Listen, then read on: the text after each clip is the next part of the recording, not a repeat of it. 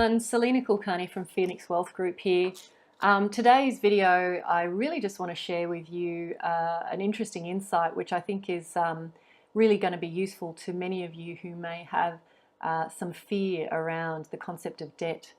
I was talking to a client of mine the other day who reluctantly admitted to me that one of the reasons that he'd stayed out of property investing for so long was his fear of debt and his fear of taking on debt. He'd been brought up to believe that debt was just a burden, like a noose around your neck, and certainly something that he wanted to avoid at all costs. So, you know, he was very careful with his spending, didn't have credit cards, and generally kind of opted out of most kinds of investing because of his fear around owing anyone or anything any money.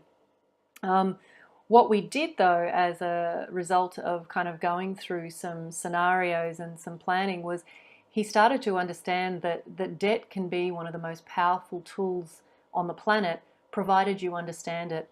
A lot of people see debt as a stone or a noose around their neck, and certainly it can be that way if your relationship with money is a little bit dicey, if your level of financial discipline is low, and if you don't have what I would regard as a clear way for managing debt and a clear exit strategy. So effectively, if I look at my relationship to debt and the relationship that most of my clients have with debt and people I know who are wildly successful as investors, and what is universally common amongst them is that they're very clear on how to manage debt and effectively how they will extinguish or exit that debt in the future.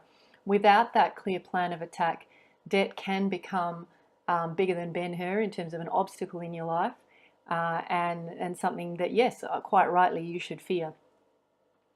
What I'm actually arguing today is that one of the reasons people get stuck as property investors is because of their fear of debt.